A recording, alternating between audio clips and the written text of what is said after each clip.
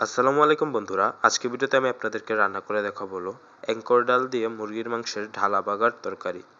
এর জন্য আমরা সবার প্রথমে একটা পাতিলে 1 কাপ পরিমাণে পানি গরম করে নেব। তাতে দিয়ে দেব স্বাদ মতো লবণ, হাফ চা চামচ পরিমাণে হলুদের গুঁড়া, 2 চা চামচ পরিমাণে মরিচের গুঁড়া ও 1 চা চামচ পরিমাণে ধনিয়ার গুঁড়া। তারপর আমরা এতে দিয়ে দেব 1.5 চা চামচ পরিমাণে আদা বাটা ও 1.5 চা চামচ পরিমাণে রসুন বাটা। তারপর আমরা দেব 4 থেকে 5টা এলাচ, কয়েক টুকরা দারচিনি, 2টা লং ও 2টা তেজপাতা। তারপর আমরা এতে দিয়ে দেব হাফ কাপ পরিমাণে পেঁয়াজ কুচি। পেঁয়াজ কুচির পর আমরা এতে দিয়ে দেব 1 টেবিল চামচ পরিমাণে তেল। সবার শেষে আমরা দিয়ে দেব 1 চা চামচ পরিমাণে জিরা গুঁড়া। তো সব মশলা দেওয়া হয়ে গেলে আমরা মশলাটাকে কিছুক্ষণ সময় নিয়ে ভালোভাবে কষিয়ে নেব। তো মশলাগুলি ভালো করে কষানো হয়ে গেলে আমরা এতে দিয়ে দেব 1 কেজি পরিমাণে মুরগির মাংস। মুরগির মাংসটা দেওয়ার পর আমরা 5 মিনিটের মতো মাংসটাকে ভালোভাবে কষিয়ে নেব। মাংসটা কষানো হয়ে গেলে তারপর আমরা এতে দিয়ে দেব অ্যাঙ্কর ডাল।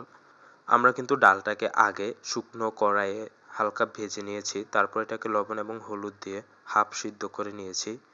আমরা কিন্তু ডালটাকে পুরোপুরি সিদ্ধ করে নিই, পুরোপুরি সিদ্ধ করলে মাংসের সাথে দিলে ডালটা পুরোপুরি গলে যাবে, তাই আমরা ডালটাকে হাফ সিদ্ধ করে নিয়েছি।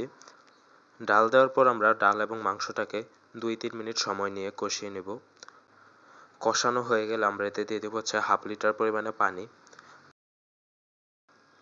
পানি দেওয়ার পর আমরা ডালে দিয়ে দেব একটা টমেটোর অর্ধেক। টমেটোটার কিন্তু আমরা সব বীজগুলো ফেলে দিয়েছি, না হলে কিন্তু তরকারিটা টক হয়ে যেতে পারে। তো টমেটো দেওয়ার পর আমরা এতে দিয়ে দেবো 2 থেকে 3টা কাঁচামরিচ, কিন্তু আমরা কাঁচামরিচের মাথাটা একটু ভেঙে দেব যাতে কাঁচামরিচের ফ্লেভারটা খুব ভালোভাবে ছড়ায়। তারপর আমরা এটাকে ঢাকনা দিয়ে ঢেকে 5 থেকে 7 মিনিট সময় নিয়ে রান্না করে নেব। তো 7-8 মিনিট রান্না করা হয়ে গেলে আমরা ডালটাকে চুলা থেকে নামিয়ে রেখে দেব।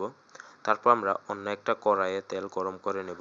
তেলটা গরম হয়ে আসলে আমরা এতে দিয়ে দেব সামান্য আস্ত পাঁচফোড়ন। পাঁচফোড়ন দেওয়ার পর আমরা পাঁচফোড়নটা কিছুক্ষণ তেলে ভেজে তারপর আমরা পাঁচফোড়নটাকে উঠিয়ে ফেলে দেব। আমরা পাঁচফোড়নটা দিয়েছি শুধু সামান্য ফ্লেভারের জন্য, পাঁচফোড়নটাকে যদি বেশি ভাজা হয়ে যায় তাহলে কিন্তু তেতো হয়ে যাবে।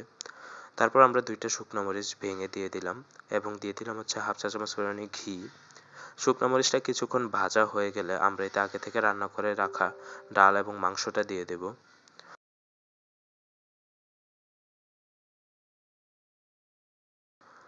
ডাল এবং মাংসটা দেওয়ার পর আমরা আরও 2 থেকে 3 মিনিট সময় নিয়ে মাংসটাকে রান্না করে নেব।